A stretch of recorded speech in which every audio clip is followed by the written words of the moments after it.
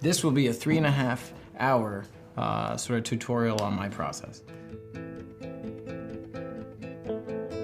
That's where I start. Taking an idea, whether it's fiction or nonfiction, and figuring out why.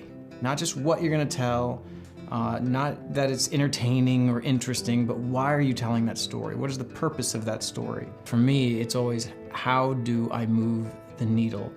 How do I change the culture now? All right, this is the closet in my office where I keep all of the research for the different projects I'm working on. So right now I spend usually at least a year, if not longer, researching the project. I think it's very, very important to get to the truth. And that means firsthand interviews. That means meeting the real people. I mean, it becomes just volumes of material. The boxes are just like, you know, filled with crap, really. Some of it I used, some of it I didn't. You know, some of it's like just research on Mormon America by the Pew Research Center. That was a new sort of study.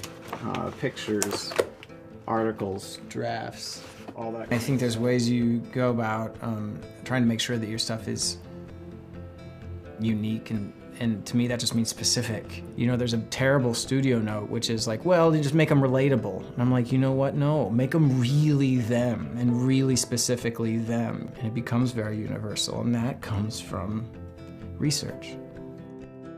What I do is start to take that material, whatever it is, and to boil down the moments that I think are cinematic, the moments that are necessary for the story. And I start to put them onto note cards.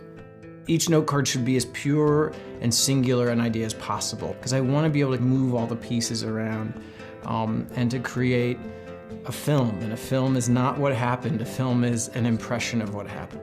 This is what a scene ends up being. Each one of these cards has a color, it has a, which means something, like the color means which character it's following. If it's handwritten, most likely it was an interview that I did. If it's printed, it's probably right out of some periodical. But then you can find stuff like this. This probably used to be a top card. I had an idea of what the scene would be to do all of this visually, or, you know, eventually this was no longer the top card. Eventually it became all these cards, and then it was distilled into this description of a scene that takes place on what they called the farm. You know, it's about then taking these cards and for me, over the course of weeks to months, laying them out and distilling what's necessary to tell the story. Act 1, I start way up here in the corner. And if I can't get to the end of the movie by that corner, it's time to start cutting. Once it's laid out, which will take weeks, I start to have to whittle it down. You know, there's no reason to write all that stuff and then have to cut it later. I may as well cut it before I have to write it. It's painful because you've done so much work to gather all of these interviews and this information, and 90% of it is gone. 90% of it you'll never use. These are the land of lost scenes. These are my precious little children that I've had to kill. And I come back over here all the time, usually at the end of the day, and go, oh my gosh, how can I not have, you know, this scene? How can I not have that? Where Ron marries 19-year-old Rebecca. That would be so chilling and horrific and telling about his character, but I just have to say there's not room. I don't have any more room on that table. And so literally you can just see hundreds and hundreds of things I love that I've had to kill.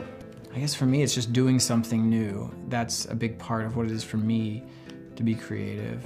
I think it's not just creating something new and original, it's like actually finding a way to do something new and original that works. I think sometimes artists think, you know, well, it's all been done, and I hear that all the time, like every story's been told and every character's been drawn, and it's like, well, that's bull. It's not true. The specificity with which an author or a filmmaker paints those characters and paints those stories and the details that are put into them, you know, that should be able to be original forever.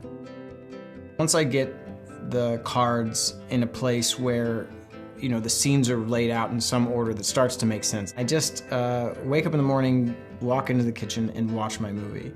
And that means just reading every card and visualizing each scene. And if I get bored, or if I get stuck, or if I find something that's not logical or is repetitive, I stop and I fix it.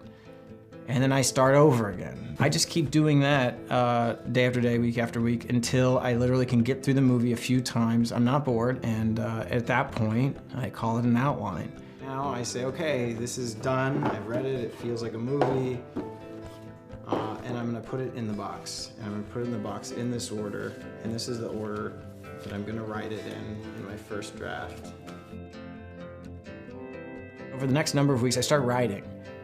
What I've been seeing the scenes in my head for so long at this point that it's almost like just regurgitation, like I'm just getting it out. And I call it my vomit draft. I write the first 10 pages in a way that's very readable and something that I wouldn't be too ashamed of someone reading. And then the next 90 to 120, whatever it might be, I just spill it all out. And I allow myself to make mistakes and to improv and to play. I know there's like the writers like Kurt Vonnegut who said, you know, he just got it right the first time and then he was done. I'm not that guy. I sort of like, I sort of like spit out this giant piece of clay and then I start to shape. I get up at, 8 o'clock. I am in here writing by 8:30 or 9. I take maybe a break for lunch, a break to go, sweat it out at the gym, and then I'm in here until about 1 o'clock in the morning. And that's 6 to 7 days a week. I love and hate what I do. It's like an addiction. I want to solve the problems. I want to make it work. If someone believes that the world's good as is, this is it.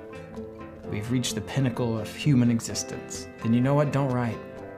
Get out of the business. Go lounge somewhere. I write because I don't think we're done. And I think that we make progress by telling our personal stories. The personal story can change the world.